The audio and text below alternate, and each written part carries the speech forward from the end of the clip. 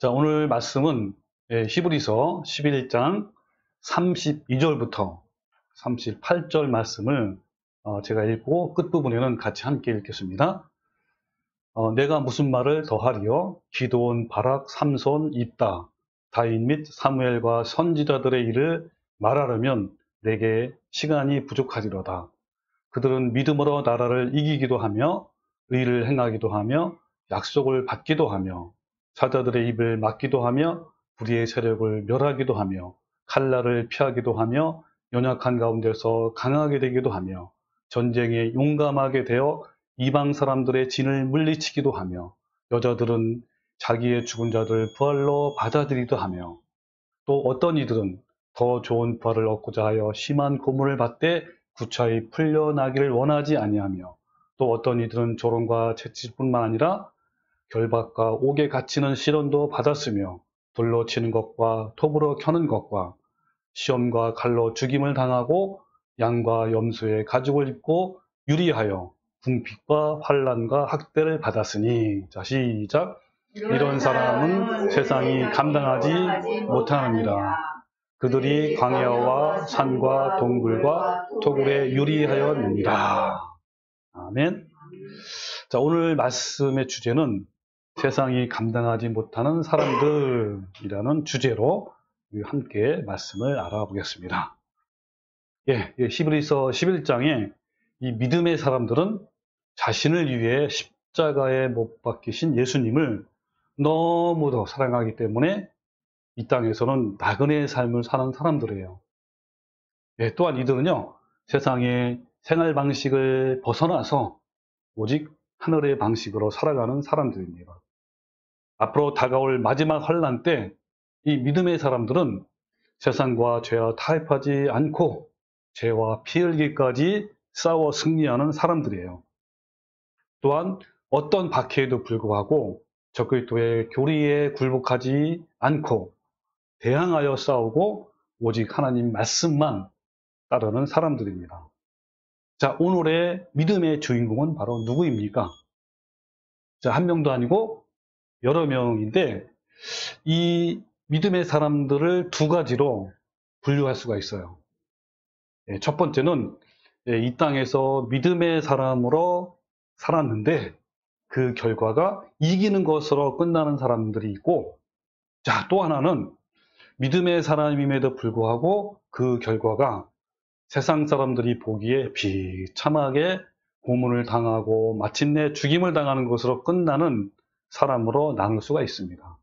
자, 우리 그런가 그런가 본문 말씀을 다시 한번 돌아가 봅시다. 자, 첫 번째, 이 사람들은 이기는 사람들. 자, 33절에 보면, 여기 보면 정말 너무너무 통쾌하고 너무너무 좋은 거죠. 여기 보면 믿음으로 나라들을 이긴대요. 그 의를 행하기도 하고 약속을 또 받아내기도 하고 사자 입을 막기도 하고 또 불의 세력을 멸하기도 하고 칼날을 피하기도 하고 연약한 가운데서 강하게 되기도 하고 또 전쟁에 용감하게 되어 이방 사람들의 진을 물리치기도 하고 이런 말씀을 들으니까 얼마나 통쾌한지요. 그렇죠? 믿음으로 이긴 자들의 모습은 상상하면요 너무너무 통쾌해서 진짜 하나님을 믿는 것 같은 느낌이 들기 때문에 우리들은 이런 상황이 오기만을 기대하는 거예요. 그런데 여기에 중요한 포인트는요, 여기서 이긴 자들은 스스로 원해서 이긴 것이 아니라 오직 하나님의 주권에 의해서 이긴 거란 말이에요. 나라를 이기기도 하며 라는 것은 하나님의 능력으로 모세가 애굽을 굴복시키고 이스라엘 백성을 탈출시킨 거, 또 하나님 주권으로 여호수아와 이스라엘 백성이 그 견고한 여리고성을 함락시키고 가나안 땅을 정복했잖아요. 그 의를 행했다라는 것은 엘리야 선지자는요 하나님의 능력으로 이 바알 선지자 850명과 전투에서 의를 행함으로 승리했습니다. 또 약속을 받았다라는 것은 하나님의 주권으로 아브라함은 자신을 통해서 큰 민족을 이룬다는 약속을 받았어요. 또 사자들의 입을 막기도 하면은 누구죠? 그 다니엘이죠. 다니엘이 하나님께 기도한다는 이유로 모함을 받아서 사자굴에 던져졌으나 하나님의 능력으로 살아난 거예요. 또 불의 세력을 멸하기도 하며 누굽니까? 그렇죠. 다니엘의 세 친구. 네, 이 느부갓네살 왕이 세운 큰 신상에 경배하지 않았다는 이유로 뜨거운 불에 던져졌어요. 그런데 하나님 주권으로 살아났어요. 그리고 칼날을 피하기도 하고 연약한 가운데서 강하게 되기도 하고 전쟁에 용감하게 되어 이방 사람들의 진을 물리치기도 하며 이 대표적인 인물이 아까 나온 것 중에 기드온, 바락, 삼손, 또 입다, 다윗 이런 믿음의 선진들은요 하나님의 능력을 힘입어서 전쟁에 막 승리해가지고 이스라엘 백성들을 그 대적에게서 구원하는 놀라운 기적을 일으킨 거예요. 근데 이들이 이렇게 전쟁에서 승리한 것은 어떻게 했다고요? 그렇죠. 하나님의 능력과 주권에 의해서 이루어진 거란 말이에요. 자, 두 번째 사람을 보면 진 사람들. 여기 보면요. 얼마나 비참한지 보세요. 자, 이들은 똑같은 믿음이에요. 믿음으로 심한 고문을 받았어요. 근데 더 대단한 것은 구차히 풀려나기를 원하지 않았어요. 또 어떤 사람들은 조롱과 채찍질 맞고 또 결박과 옥에 갇히는 시련도 있었고 돌로 치는 것과 돌로 치는 게 뭐야? 돌 맞아 죽은 거예요. 톱으로 켠 건 톱으로 켜서 죽는 걸 말하는 거야. 또 칼로 죽임을 당하고 그러면서 양과 염소의 가죽을 입고 막 유니한단 말을 막 떠돌아다닌단 말이에요. 그리고 궁핍과 환난과 학대를 받았다 이 말이에요. 그리고 광야와 산과 동굴과 토굴에 막 또 떠돌아다니고 방황하면 다녔다 이 말이에요. 이런 사람들을 한번 상상을 해보세요. 네? 이 믿음의 사람들은요 이렇게 무참하게 박해를 받고 재산도 빼앗기기도 했고 죽임을 당했는데 이들의 모습을 상상하면 너무 고통스럽고 끔찍한 상황이기 때문에 자신에게 이런 상황이 오지 않기를 아마 우리 모두 바랄 거예요. 네. 이들에게 이런 결과가 나온 것도 바로 하나님의 주권에 의해서 이루어진 거예요. 그런데 이들 중에는 감옥에서 풀려나기를 스스로 원하지 않았다라고 이런 사람도 있어요. 뭐라 그러냐면 이들은 더 좋은 부활을 얻고자 하여 심한 고문을 받되 구차히 풀려나기를 원하지 아니었다라고 할 정도로 전혀 개의치 않고 당당하게 그 고난의 길을 걸어간 믿음의 사람들이에요. 자, 오늘 본문 말씀의 주인공들은요. 자, 두 가지. 자, 동일한 믿음의 선진들이지만 믿음으로 승리하기도 하고 또 같은 믿음으로 어떻게 한 거예요? 처참하게 고난당하기도 했는데 이 모든 것이 전부 다 하나님의 주권에 달려있다라는 거예요. 여러분 사도행전 12장의 내용에 보면요. 두 명의 사도가 나와요.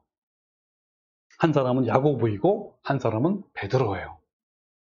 이 둘 다 예수님의 12 제자들이고 또 둘 다 예수님의 제자 중에 수제자.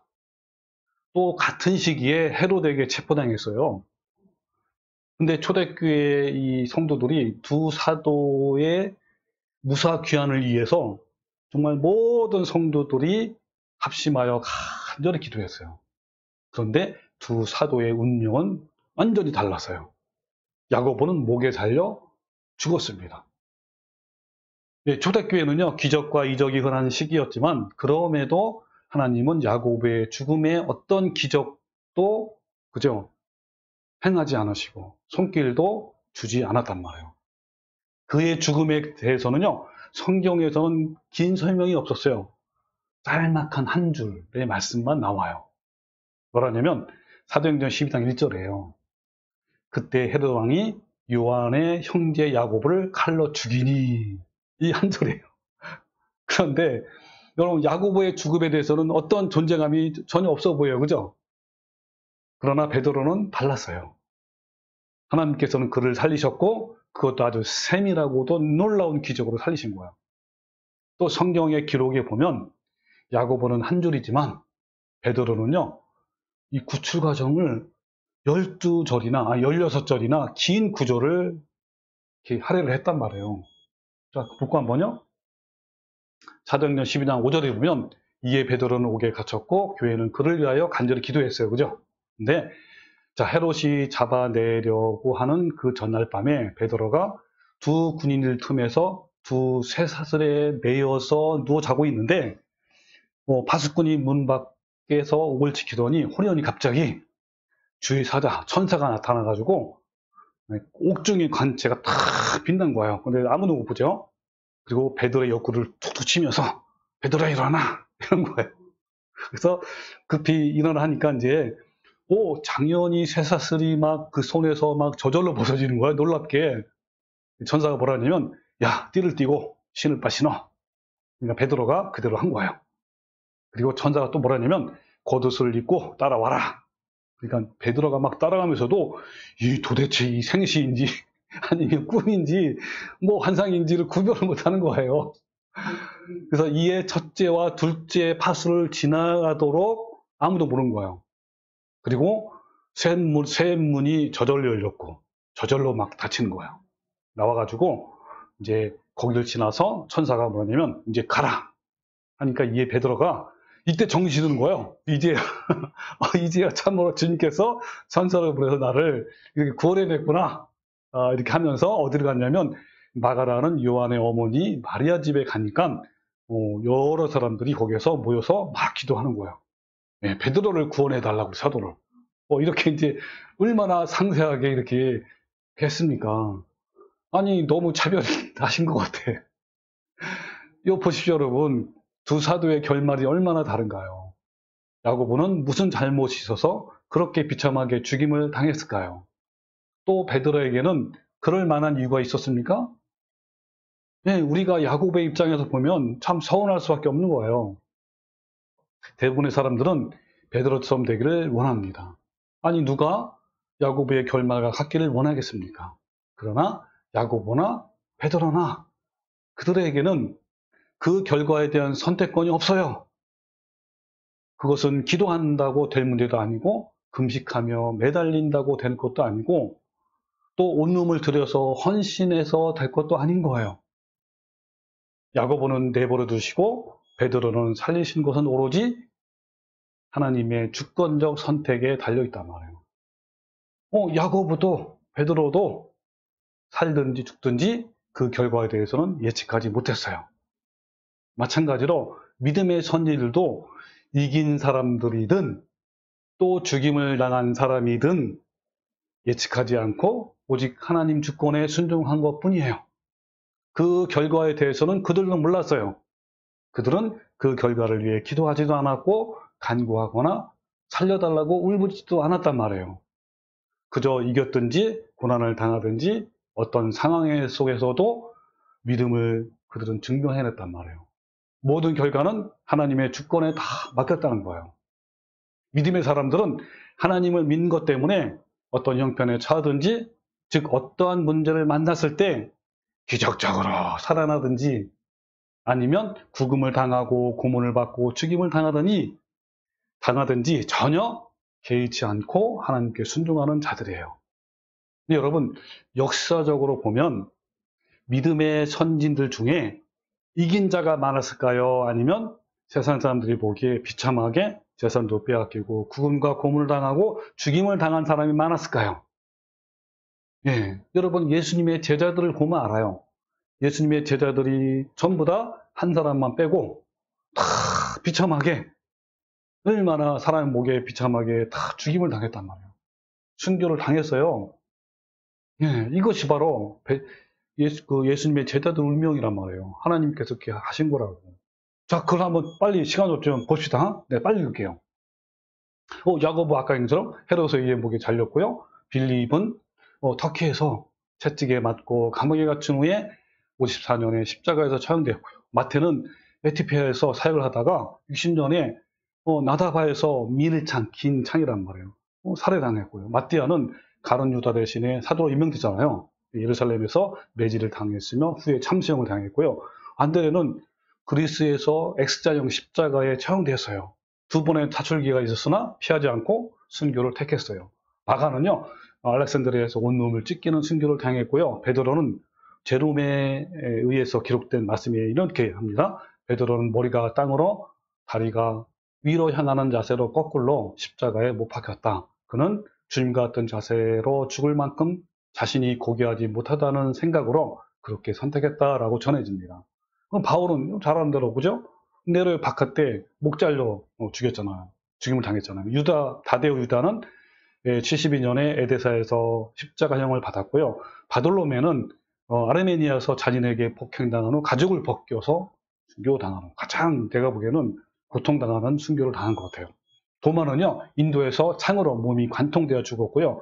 누가는 그리스에서 올리브나무의 목에 매달려 순교했고, 시몬은 74년 영국에서 십자가에 처형을 당했고요. 요한은 아까 말한 대로 실제로 죽이려고요, 끓는 가마솥에 두 번이나 던졌어요. 근데 살아났어요. 그러니까 어디로 보낸 거예요? 예, 반모섬의 추방, 거기서 뭘 기록했습니까? 요한계시록 기록한 거예요. 그 끝까지 죽임을 당하지 않고 살았단 말이에요. 예, 이게 바로 예수님의 제자들이에요. 예수님의 제자들이 샘플. 그래서 그 이후에요, 초대교회 성도들은요, 약 250년간 로마 황제의 박해로 수많은 성도들이 고문과 죽임을 당했고, 시체를 넣어주는 카타콤이라는 지하 동굴에 지냈어요. 그 이후에 또 중세기 1000년 동안 로마 교황권에 의해서 수천만 명의 참성도들이 극심한 박해를 받았고, 또 산골짜기로 도망하는 삶을 살기로 했단 말이에요. 그때뿐일까요? 지금도요, 세계 곳곳에서 우리의 믿음의 동역자들이 이기는 삶을 살기도 하지만, 공산권이나 이슬람 국가에서 어때요? 조롱과 채찍뿐만 아니라 결박과 옥에 갇힌 일이 많아요. 그리고 앞으로 일어날 마지막 환란 때는 어떨까요? 그때도요, 이런 일이 정말 더 무참하게 일어날 거예요. 이게 바로 우리의 걸어갈 길이에요. 네. 여러분, 많은 교인들은요, 예수님을 믿는 신앙을 가지면 하나님이 기적적으로 도와주셔서 지금보다 더 좋은 환경을 얻을 것이라는 신앙적 전제를 가지고 있어요. 뭘 가지고 있다고요?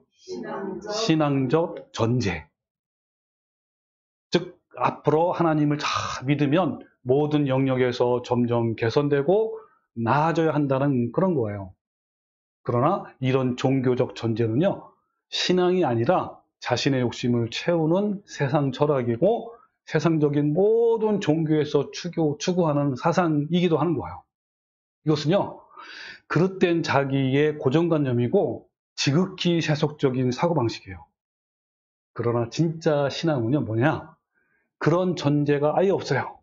그러니까 예수님을 잘 믿으면 모든 환경이 좋아진다는 전제가 아예 없는 거예요.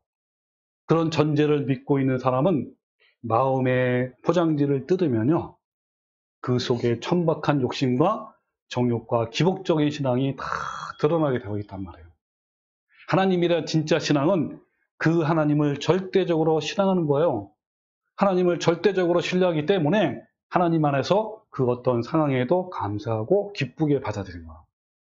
그런데 이런 세속적인 전제를 가지고 있다면, 또한 어떤 보상을 받기 위해서 믿는다면 그것은 더 이상 신앙이 아닌 거예요. 우리는 하나님을 절대적으로 믿기 때문에 가시에 찔려도 숨쉬기조차 버거운 그런 상황에도 주님께 순복하는 거예요. 그럼 피조물인 내가 이 전능자 앞에서 할 수 있는 것은요, 신뢰함으로 묵묵히 주님을 신앙하고 바라보는 거예요.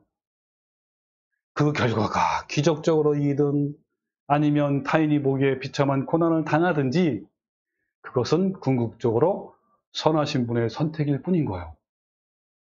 다니엘이 사자굴에 던져졌을 때 사자들의 입에 봉에 져가지고 살아났잖아요. 그런 것일지라도, 또한 다니엘의 세 친구가 뜨거운 불에 들어가도 해를 입지 않는 것도, 이스라엘이 이방 나라와 전쟁에서 승리하는 것도 전능자의 선택일 뿐인 거예요. 또한 반대로 심한 고문을 받거나 조롱과 채찍질과 결박과 옥에 갇히고 돌에 맞고 톱이나 또 칼로 죽임을 당해도 그것도 전능자의 선택일 뿐인 거예요. 우리를 향한 하나님의 주권은요, 우리의 지식으로는요, 헤아릴 수 없어요. 나중에 우리가 주님을 만나면 아마 그때 주님께서 그렇게 하신 이유를 우리는 또 알 수가 있을 거예요. 우리는 전능하시고 사랑과 은혜가 많으신 하나님 손에 맡기고 그냥 순종할 뿐인 거예요. 그럼 믿음의 선지들 중에요, 하박국 선지자가 있어요. 이 하박국 선지자는 하나님의 선하심을 신뢰하기 때문에 다음과 같이 자신의 신앙을 고백해요. 이 고백은 우리도 똑같은 고백이 되어야 하는 거예요.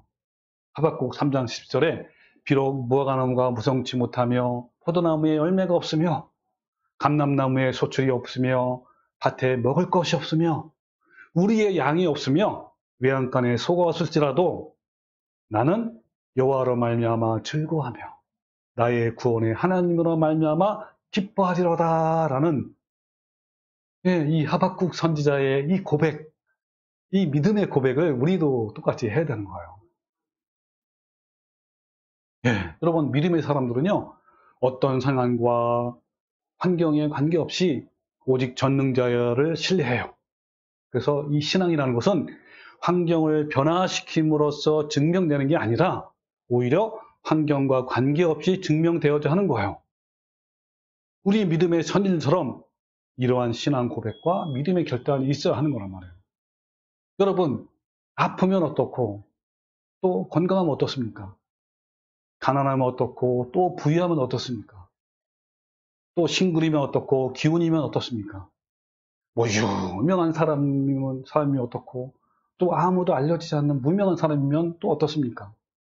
흥하든 망하든 그 어떤 것도 관계없이 그 상황에서 신앙을 증명해야 하는 것이 바로 우리의 믿음의 사람들인 거예요. 하나님의 선하심을 진정으로 신뢰한다면 이해하지 못할 상황 속에서도 여전히 변하지 않고 신앙을 하는 거예요. 환경을 선택하고 결정한 것은 하나님의 주권이에요. 다만 성도는 선택된 환경을 통해 신앙을 증명해야 하는 거예요.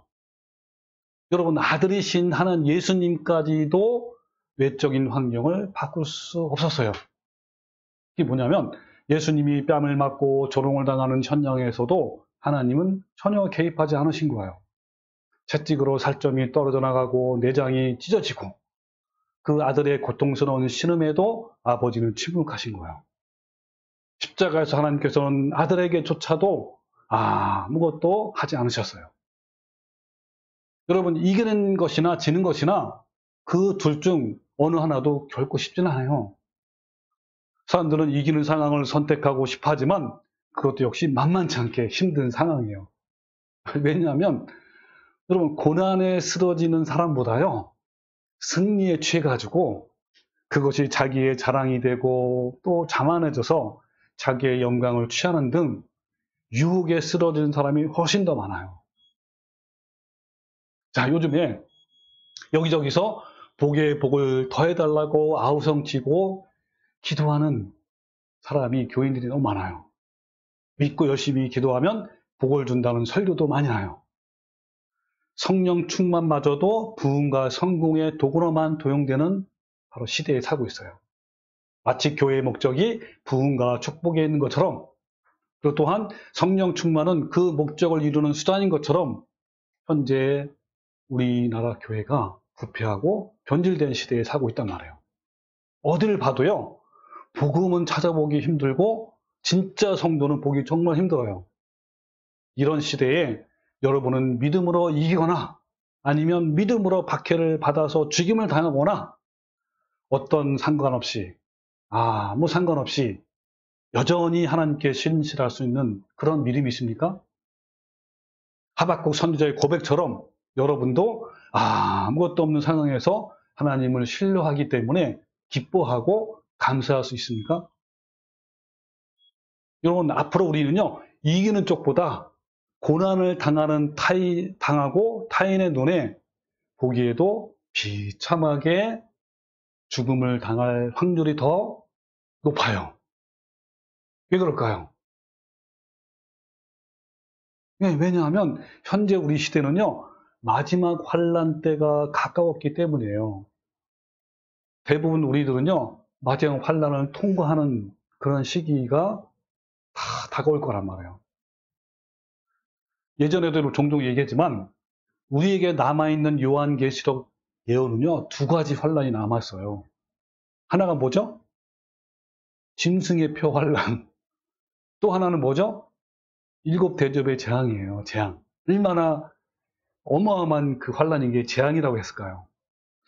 자, 요한계시록의 타임라인을 한번 그림으로 제가 만들었는데 함께 봅시다. 지난번에 봤던 건데요. 이걸 항상 마음에 딱 그려두면 좋습니다. 자, 우리 현재의 삶을 살고 있고요. 좀 이따가 이제 두 가지를 거쳐서 천년왕국이 이루어지고 천년왕국 이후에 영원한 천국으로 나눠지는 거예요. 자, 그럼 바로 앞에 뭐가 있다고요? 짐승의 표 환란. 짐승의 표 환란은요, 성도들의 고난이에요. 그러니까 무슨 말이냐면 악인들은요, 그러니까 즉 뭡니까? 이 참 성도들 외에는요, 너무너무 편안하고 안락하고 아무 걱정도 없어. 네, 진짜 말 그대로 천국처럼 사는 거예요. 근데 그 중에 극소수만 환란받는 시기에 있다는 사람들은 거들떠보지도 않는 사람 많을 거야. 모르는 사람도 많을 거야. 그냥 지나가면서. 그러니까 짐승의 표 환란식은요, 뭐 대단한 것도 아니야. 그냥 지나갈 수가 있어. 일반 사람들은. 그러나 우리에게는 어마어마한 고난이야, 이게. 자, 그러다가 일곱 대접의 재앙이에요. 이때는요, 은혜의 시기가 끝나요. 그러니까 짐승의 표 환란 때가 바로 마지막 우리 가족이나 친지들을 구원할 수 있는 유일한 그런 시간이에요. 네. 그리고 이때는요, 악인들은 어마어마한 심판을 받고 우리 성도들은 보호를 받아요. 그것은 마치 이스라엘 민족이 10가지 재앙이 내릴 때 고센 땅에서 따로 분류해 놓고 거기를 보호하신 것처럼 그렇게 하신다는 말이에요. 네. 그리고 끝난 다음에 이제 아까 예수님의 재림이고, 그 의인들은 휴거를 받고 또 새 예루살렘에서 1000년 동안 왕노릇하고, 그리고 천년왕국 끝에 예수님의 지상 재림하고 사탄과 악인들의 불모 심판이 있고 지구를 재창조해서 새하늘과 새 땅이 오는 건데, 자, 이런 여러분 타임라인이 지금 현재 우리한테 남아 있어요. 자, 또 하나 얘기하면요, 아까 그 얘기한 거죠. 짐승의 표의 환란은 성도의 고난이고요, 반대로 일곱 대접의 재앙은 뭡니까? 그렇죠? 악인들의 심판의 시기. 너무너무 틀린 거 이거는요. 같은 고난 환란이지만 다른 거예요, 다른 거. 네.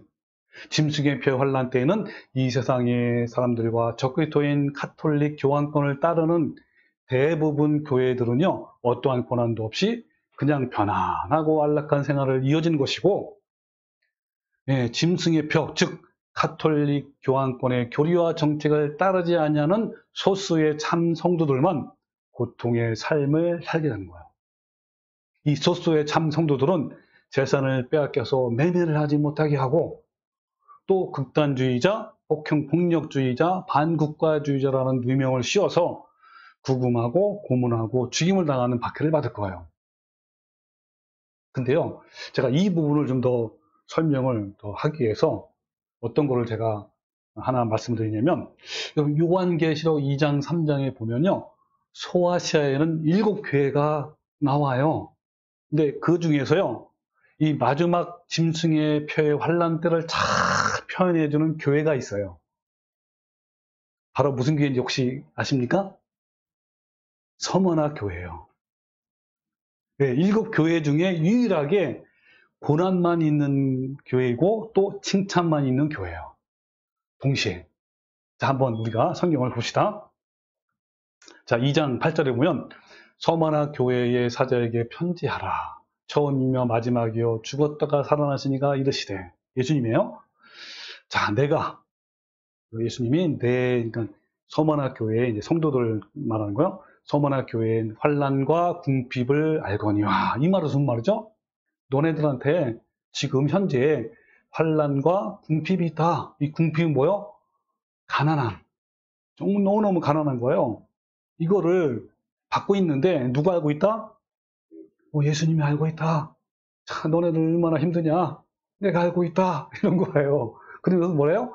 실상은 그렇게 가난한 것 같지만 겉으로는 니네가 진짜 뭐다? 영적으로 부유한 사람이다. 하나님의 은혜가 충만한 사람이다 라고 하는 거예요.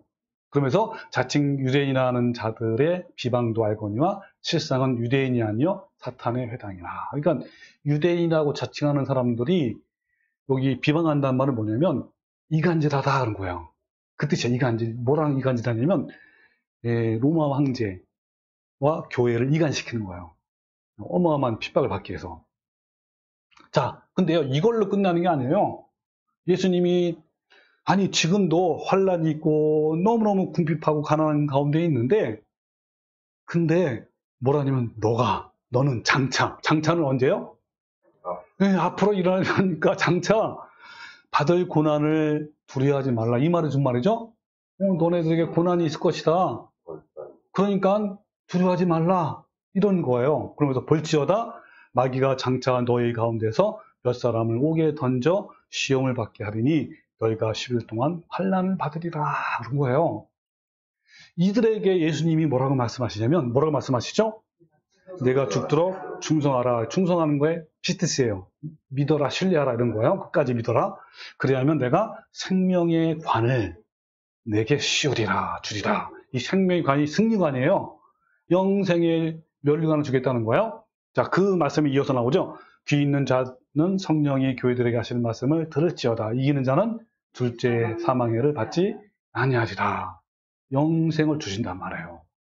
네. 자, 이 서머나 교회는요, 고난이 대명사일 정도로 고난이 충만한 교회예요. 이 교회는 먼저 아까 말한 대로 환난과 가난의 상황 속에서 놓여 있단 말이에요. 이 헬라어 원문을 보면요, 환난은 내적인 고통을 말하고 궁핍, 가난하니까 이것은요, 내적인 고통을 뜻하는 단어예요. 자, 그런데 당시의 서머나라는 도시는요, 굉장히 부유하고 화려한 항구 도시였어요. 터키 지역에 있는 이 서머나는 소아시아에서 에베소 다음으로 부유했던 항구 도시란 말이에요. 그 당시에 인구가 약 20-30만 명 정도로 소아시아에서 가장 부와 향락과 안락함을 누렸던 도시예요. 그래서 서머나는요, 여러분 호머라는 시인 아시죠? 그가 활동했던 그 도시고요. 학문과 과학과 의술이 발달된 도시고 정치, 경제, 문화적으로 우위에 차지하는 그러한 곳이란 말이에요. 근데 문제는 황제 숭배의 성행으로 박해가 심했던 도시예요. 누구냐면 도미티아누스 황제예요. 네, 모든 시민에게 황제 숭배가 하라고 굉장히 강요를 했고요. 숭배하지 않는 자는 모진 고문과 사형에 처했어요. 그래서 1년에 한 번씩 재단에 와서 분향을 하는데, 그렇게 분향하면서 황제를 숭배한 자에게 증명서가 발급돼요. 여러분, 이것은 마지막 때에 그대로 일어날 거예요. 네, 짐승의 표를 받지 않는 게 뭐죠? 그들의 교리를 따르지 않는 사람에게 증명서를 발급하는 거예요. 옛날에 해봐야 뭐 종이나 뭐 족계절 뭐 이런 거. 뭐 우리 시대는 어떤 걸까요? 지금 시대는 온라인 시대 아닙니까? 여러분 아시잖아요. 두 분은 백신을 맞았을 때 백신에 대한 증명서를 뭘로 줬죠? 여기다. 네. 어디든 다 체크하면 돼요. 그래서 어디 들어갈 때 착 체크해요. 그러면 통과 못하 이런단 말이에요. 꼼짝없이. 마지막 때에 이렇단 말이에요. 그런 상황 속에서 서머나 교회가 사회로부터 당했을 환난과 가난을 여러분 충분히 짐작할 수 있겠죠? 서머나 성도들은 정신적으로, 영적으로 마치 사방으로 우겨쌈을 당한 상태에서 강하게 짓눌림을 당한 고통을 당했단 말이에요. 그들은 온갖 모욕과 협박, 그리고 따돌림과 조롱 등으로 마치 좁은 공간에 고립되어 짓눌리는 상황 속에 있었어요. 뿐만 아니라 황제 숭배를 거절함으로써 성도들이 모든 경제의 공급이 차단된 상태에서 숨어 지내야 했기 때문에 극심한 가난과 배고픔이 있었어요. 근데 대다수 시민들은요, 황제를 숭배하는 것이 그냥 자연스러운 것이기 때문에 그 도시의 부와 편안함과 안락함을 다 누릴 수 있었어요. 근데 우상을 숭배할 수 없었던 성도들은요, 재산을 빼앗기기도 하고 구금과 고문과 죽임을 당하게 된 거예요. 이런 일이 똑같이 마지막 때 짐승의 표 환란에도 있단 말이에요. 일반 사람들은요, 물론 대다수 교회에서도 적그리스도를 따르고 숭배하기 때문에 부와 편안함과 안락함을 다 누려요. 교회 열심히 다니면서. 그렇지만 극소수이지만 참 성도들만이 적그리스도의 교황권의 교리와 그런 정책을 따르지 않기 때문에 이런 고난을 다 당하는 거란 말이에요. 이렇게 환난과 가난 속에 있는 서머나 교회에게 예수님은 뭐라 그랬죠? 내가 너희들의 당하는 환난은 다 자교해 줄게. 이렇게 했어요? 이게 아니에요. 이렇게 안 했어요. 뭐라 했습니까?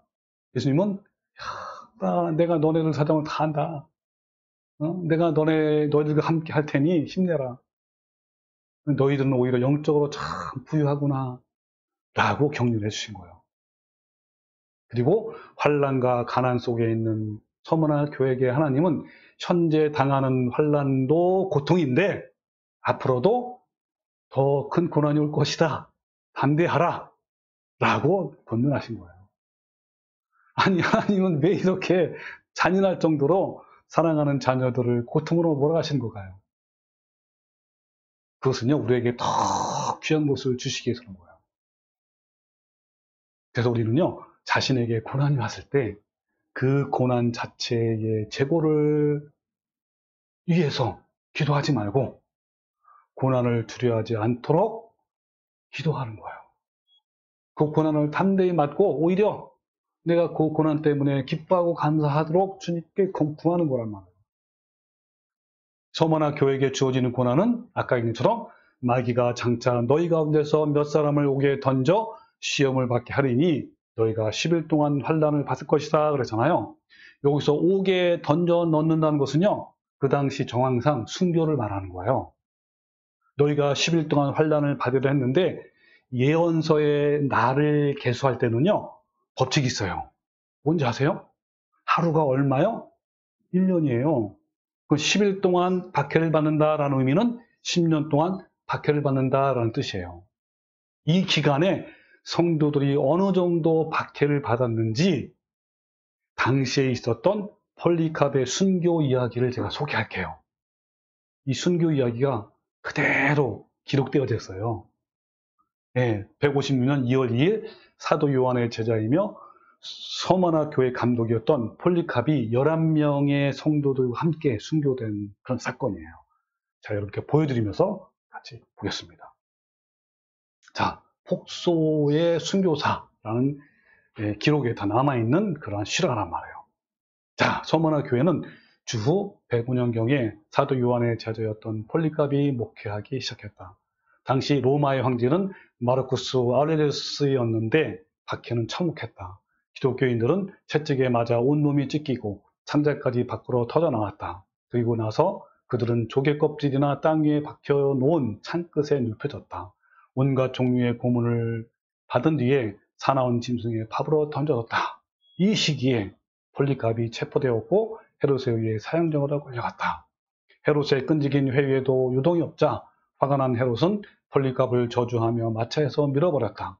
그는 허벅지가 골절되었지만 꼿꼿하게 걸어서 경기장으로 끌려갔다. 폴리캅이 원형 경기장으로 들어갈 때 하늘로부터 폴리캅 강건해라, 대장부답게 싸워라 하는 음성을 들려왔다.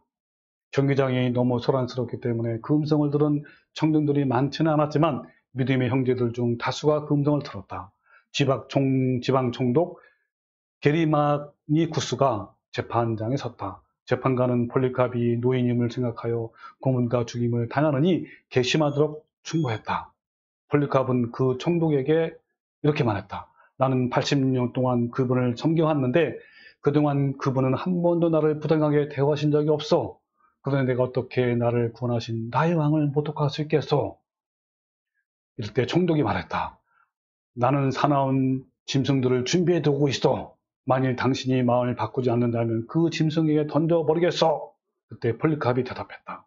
그 짐승들을 부르시오. 우리는 선을 버리고 악으로 돌이켜서는 안 되오. 오히려 악에서 돌이켜 선을 택하는 것이 선한 일이요. 이때 폴리카프를 향해 총독이 마지막으로 위협했다. 만일 당신이 마음을 바꾸지 않는다면 당신을 화형시키겠소.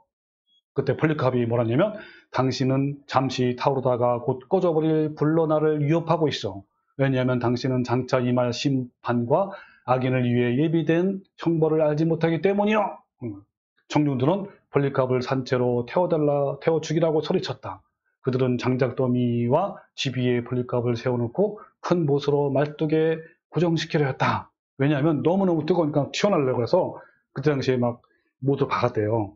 움직이지 못하게.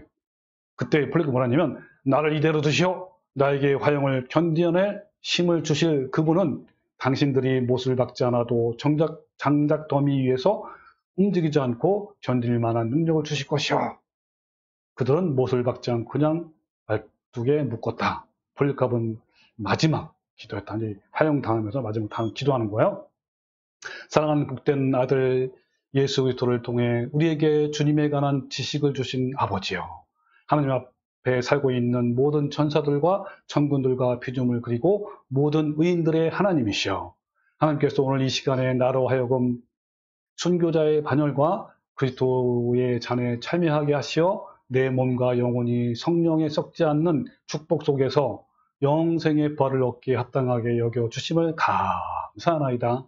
오늘 나는 신실하고 참되신 하나님께 풍성하고 연락될 만한 제물로 드려지기를 소원하나이다.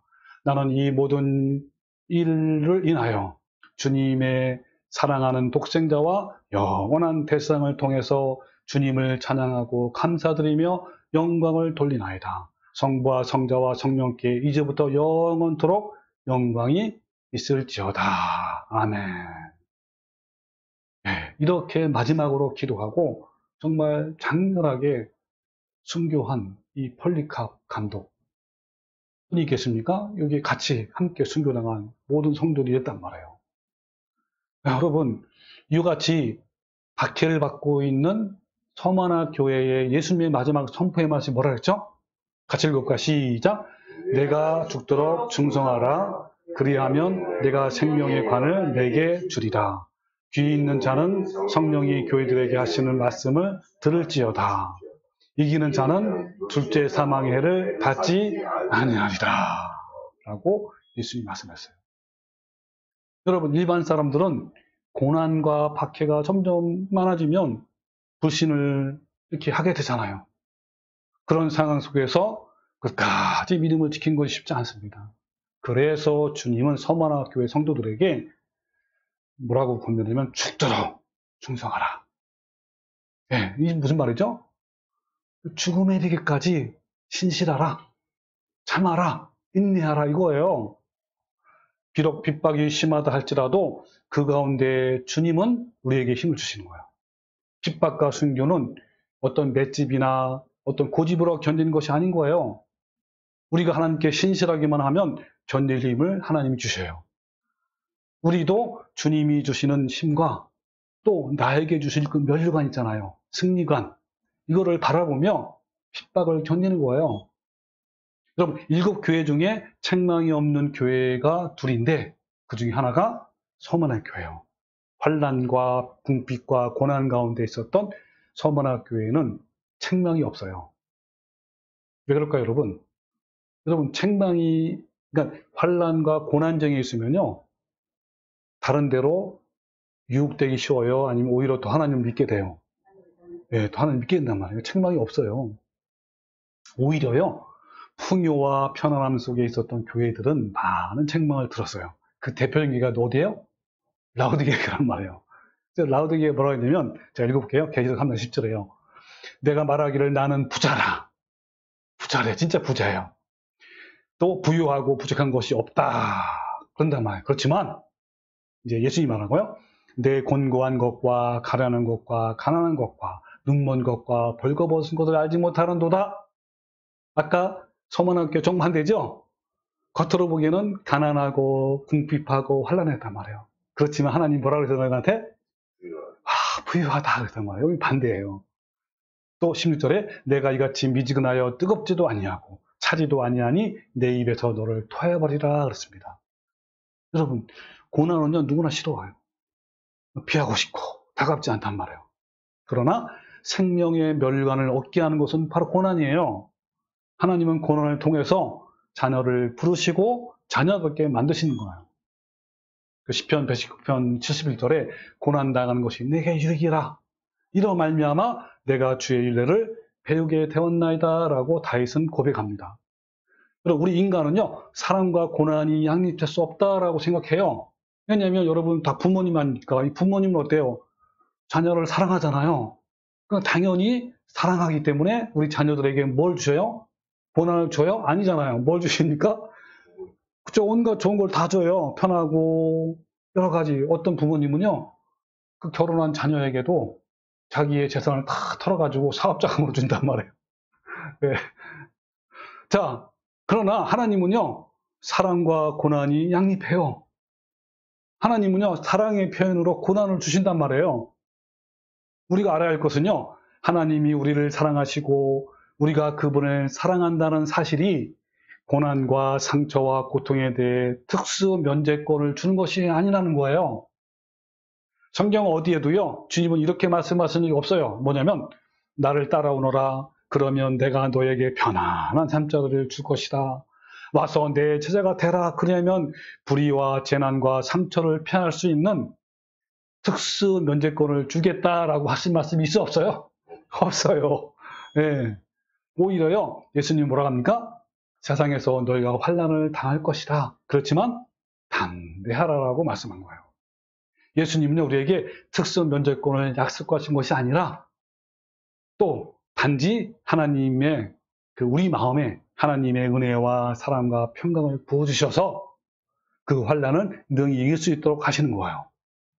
즉 뭐냐면 우리 하나님은요, 사랑하는 자녀들에게 고통을 주는 외부 환경을 제거해 주신 것이 아니라 그런 환난 가운데서 하나님의 거룩한 성품을 닮아가도록 그 고난을 통과하게 하시는 거예요.